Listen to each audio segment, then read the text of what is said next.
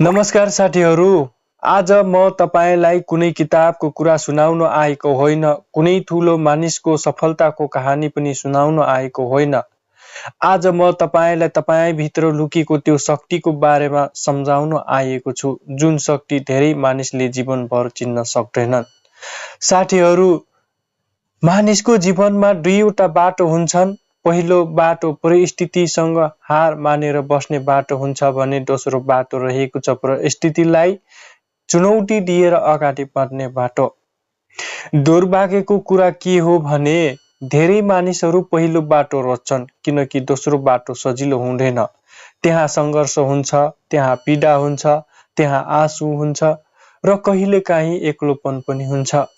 तर याद राख्नुहोस्, संसारले सम्झिने मानिसहरू कहिल्यै सजिलो बाटो हिँडेर महान बनेका हुँदैनन्। जब एउटा चरा उड्न सिक्दै हुन्छ, त्यो धेरै पटक लड्छ, तर उसले आकाश देख्न छोड्दैन किनकि उसलाई थाहा छ यदि फेरि उठेन भने उसले कहिल्यै उठ्न सक्दैन। त्यस्तै तपाईको जीवनमा पनि समस्या आउँछन् भने त्यसको अर्थ तपाईँ कमजोर हुनुहुन्छ भन्ने होइन। त्यसको अर्थ जीवनले तपाईलाई अझ बलियो बनाइरहेको छ भन्ने बुझ्नुहोस्। साथीहरू, कहिलेकाहीँ हामी धेरै मेहनत गर्छौं तर पनि परिणाम आउँदैन। त्यो बेला मन भित्रबाट टुट्न थाल्छ। हामी सोच्न सक्छौं सायद म सफल हुँदैन या सायद मेरो भाग्य नै खराब छ। तर सत्य कुरा के हो भने फल पाक्न समय लाग्छ। बिउ रोपेको भोलिपल्ट रुख उम्रिँदैन। त्यसलाई पानी चाहिन्छ, समय चाहिन्छ, धैर्य चाहिन्छ। त्यसैले आफ्नो मेहनतलाई कहिल्यै सानो नसम्झनुहोस्। आज तपाईले गरेको सङ्घर्ष नै भोलिको सफलताको आधार बन्नेछ। अरू मानिसहरूले तपाईलाई हाँस्न सक्छन्, तपाईको सपना देखेर मजाक उडाउन सक्छन्, तर संसारको नियम नै त्यही हो।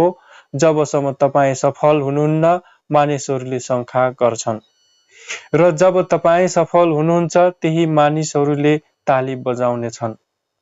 त्यसैले अरूको आवाज सुन्न छोड्नुहोस्, आफ्नो लक्ष्यको आवाज सुन्न सुरु गर्नुहोस्।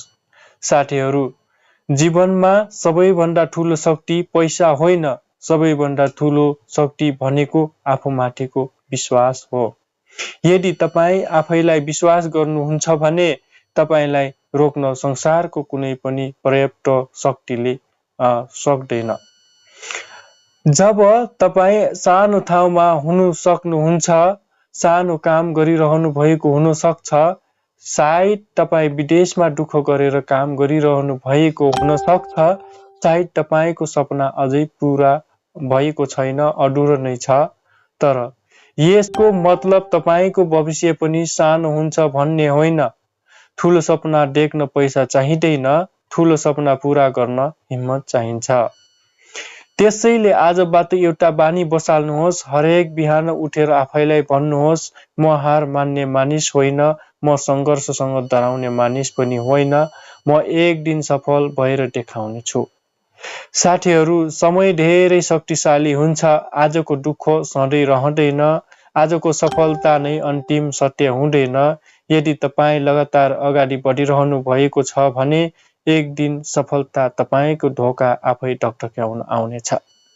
अन्त्यमा म तपाईलाई एउटा कुरा सम्झाउन चाहन्छु। जीवनमा कहिल्यै आफूलाई कमजोर नठान्नुहोस्, किनकि सङ्घर्ष गर्ने मानिसहरू नै कहिल्यै सानो हुँदैनन्।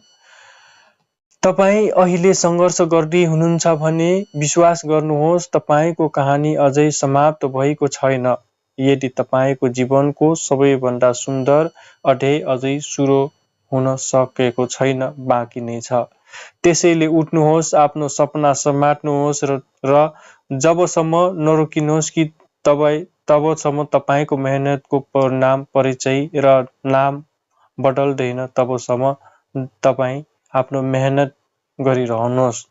धन्यवाद।